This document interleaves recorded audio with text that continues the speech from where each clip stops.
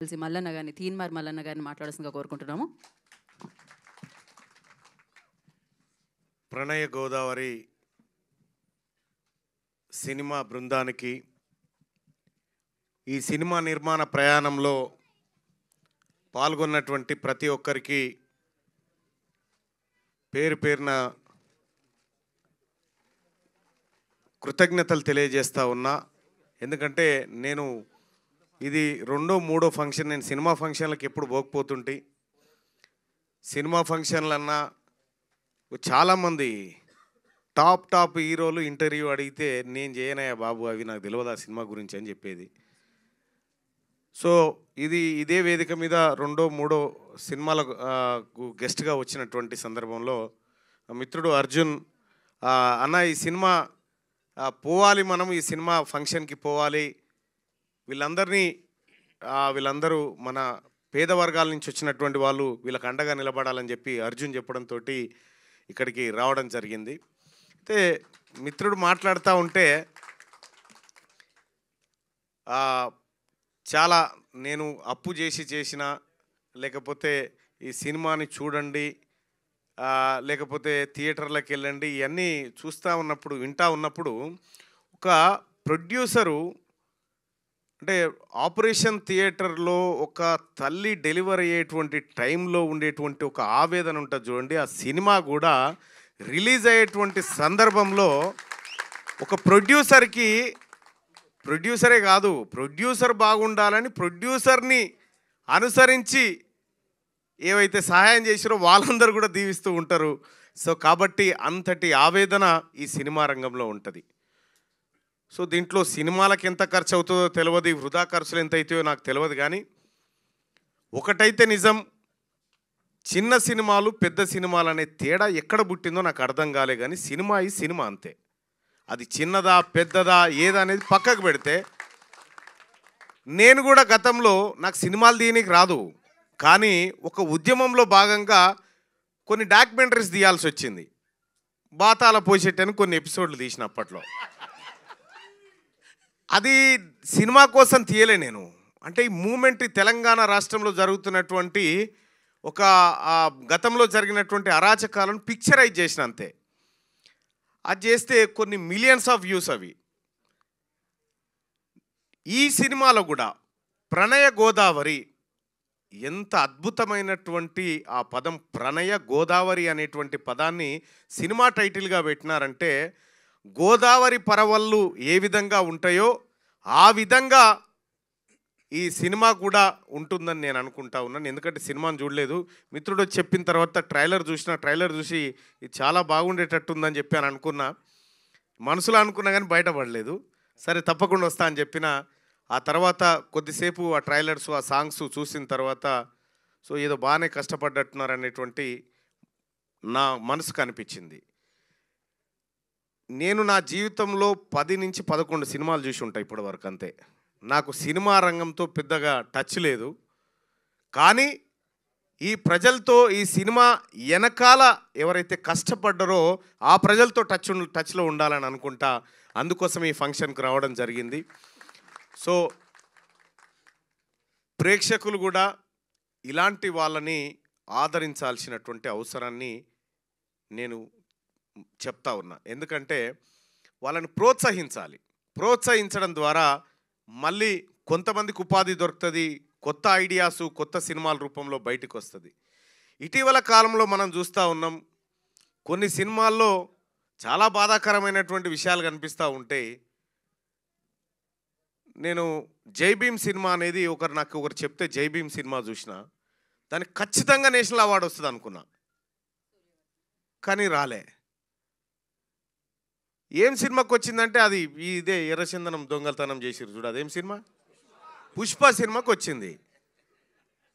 అంటే మరి ఏ అంశాలను పరిశీలించిస్తారో నాకు తెలియదు, కానీ అది చూసిన తర్వాత ఇక ఇంకొక సినిమా చూడొద్దు అనుకున్నా నేను. ఇక ఈ వ్యవహారం అంతా చూసిన తర్వాత 13 తారీఖు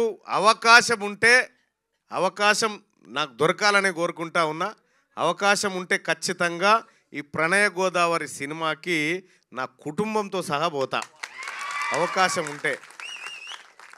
అలాగే నేను ఏమంటావు, ఈ ఒక్క మాట చాలా ఓకే. అయితే చిన్న సినిమాలని బ్రతికించడం కోసం ఎక్కడి నుంచో ఎవరో రారు, ఇద్దరు వ్యక్తులు మాత్రమే చేయగలుగుతారు. ఒకటి ప్రజలు, రెండోది ప్రభుత్వం. ఈ ప్రజలకు చేస్తున్నటువంటి రిక్వెస్ట్ ఏంటంటే చిన్న సినిమా కాదు, పెద్ద సినిమా కాదు, దాని ద్వారా సినిమా ద్వారా ఏం నేర్చుకున్నాం అనేది మనకు కావాలా, ఆ సినిమా ద్వారా ఈ సమాజానికి ఏం అక్కరొచ్చింది అనేది కావాలా. అలాగే నేను తీన్మార్ వార్తలని నేను డిజైన్ చేసేటువంటి టైంలో V6లో నేను ఒక ముసలి క్యారెక్టర్లోకి ఎందుకు, అది మిత్రుడు కూడా పేపర్ వేసుకున్నా అని చెప్పి పేపర్ వేసినావా, నేను పేపర్ వేసే జర్నలిస్ట్గా మారిన, ఊర్లో పేపర్ వేసే మారిన.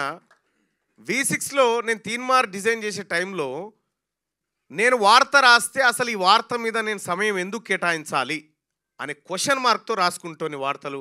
ఆ తర్వాత ఆ క్యారెక్టర్ కానీ నాకు తెలియకుండానే ఒక నటన అనేది నా జర్నలిజంలో యాడ్ అయిపోయింది.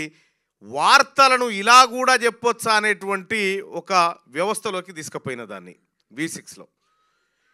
ఎవరి దగ్గర వాస్తవానికి నాకు అప్పుడు నేను చాలా ఛానళ్ళల్లో పనిచేసిన, ఎన్టీవీ కానీ లేకపోతే సన్ నెట్వర్క్లో కానీ జెమినీలో కానీ చాలా ఛానళ్ళల్లో నేను వర్క్ చేసిన, కానీ నా దగ్గర ఎంత టాలెంట్ ఉన్నా నాకు అవకాశం ఇవ్వలే. ఎంత టాలెంట్ ఉన్నా అరే ఇది ఇట్లా కాదురా బాబు, ఇట్లా కూడా చేయొచ్చు అని అంటే మీకేం తెలుసండి ఇదంతా, మేము చేస్తాం కదా అనేటోళ్ళు. సరే తర్వాత V6లోకి వచ్చిన తర్వాత అంకం రవి గారు ఒక ఛాయిస్ ఇచ్చిండు, నువ్వేం చేయాలనుకుంటున్నావు చెయ్యి అంటే, తెలంగాణ మొత్తం ఉమ్మడి ఆంధ్రప్రదేశ్ అంతా 9:30కు టీవీల ముంగట అంతరంగాల సీరియల్ ముంగట కూర్చుండబెట్టిన జనాన్ని తీన్మార్ వార్తల రూపంలో. అందుకే ఇక్కడ వీళ్ళలో ఎవరిలో ఏ టాలెంట్ ఉందో చెప్పలేం, ఎవరిలో ఏ టాలెంట్ ఉందో చెప్పలేం. కాబట్టి వాళ్ళ టాలెంట్ బయటికి రావాలంటే అవకాశాలు రావాలి. ఆ అవకాశాలు ఎప్పుడు వస్తాయంటే ప్రజలమైన మన నుంచి రావాలి వాళ్ళకి ప్రోత్సాహం, రెండోది ప్రభుత్వం నుంచి కూడా రావాలి. నేను రాష్ట్ర ప్రభుత్వానికి కూడా నాదైనా అవకాశం వచ్చినప్పుడు ఖచ్చితంగా ముఖ్యమంత్రి గారితో మాట్లాడి ఈ లో బడ్జెట్ సినిమాలు ఏవైతే ఉన్నాయో, ఈ చిన్న చిన్న కళాకారులను ఎవరైతే అనుకుంటున్నారో, చిన్న కళాకారులు కాదు, నవమాసాలు మోసి ఇక్కడి వరకు ఈ సినిమాని తీసుకురావడం అంటే ఇది చిన్నోళ్ళు చేసే కార్యక్రమం కాదు, ఇది ఎంతో ఓర్పు నేర్పు ఉంటేనే చేసేటువంటి కార్యక్రమం. ఇక్కడ ప్రొడ్యూసర్గా అప్పులు చేయడం, ప్రొడ్యూసర్గా ఆయన ఆవేదన అంతా మనం ఇప్పుడు చెప్పుకున్నాం. కానీ ఒక ప్రొడ్యూసర్కి సంబంధించినటువంటిది కాదు సినిమా, ప్రొడ్యూసర్ కాదు, ఈ సమాజం మీద చూపించేటువంటి ఇంపాక్ట్ కూడా ఎవరైతే దానికి గురవుతారో వాళ్ళ మీద కూడా ఈ ప్రభావం ఉంటుంది. కొన్ని చాలా గొప్ప సినిమాలు, మంచి కంటెంటు, చాలా మెసేజ్ ఇచ్చేటువంటి సినిమాలు ఎన్నో థియేటర్లలో ఆడకుండా వెళ్ళిపోయినటువంటి సినిమాలు ఉన్నాయి. దొంగతనాలు చేసేటువంటి సినిమాలు ఎన్నో వందల రోజులు ఆడినటువంటి రోజులు ఉన్నాయి. అల్టిమేట్గా ఆ సినిమా అయినా ఈ సినిమా అయినా ఏ సినిమా అయినా కూడా ఇది కొందరి జీవితాలకు లైఫ్ అండ్ డెత్ క్వశ్చన్గా ఉంటుంది. సో ఇటువంటి సందర్భంలో వాళ్ళు మరింత ఉత్సాహంతో ముందుకు పోయే విధంగా ప్రేక్షకులంతా ఆదరించాలని కోరుకుంటూ ఈ ప్రణయ గోదావరి సినిమా, ప్రణయ గోదావరి నాకు ఇప్పుడు నా కాన్స్టిట్యున్సీ అటు కృష్ణ ఇటు గోదావరి, ఈ రెండు నదుల మధ్య ఉంటుంది నా కాన్స్టిట్యున్సీ, వరంగల్, నల్గొండ, ఖమ్మం. ఇటు గోదావరిది అయిపోయింది. గోదావరి ఒక్కొక్కసారి ఉగ్రరూపం ఎట్లా చూపిస్తూ ఉంటుందో ఆ స్థాయిలో ఈ ప్రణయ గోదావరి ప్రళయ గోదావరిగా మారాలి థియేటర్లో అని కోరుకుంటూ అవకాశం కల్పించిన మిత్రులందరికీ ధన్యవాదాలు. Thank you. Thank you, Malana Garu. Thank you so much for coming and gracing the event. Now I request Raj Kantara.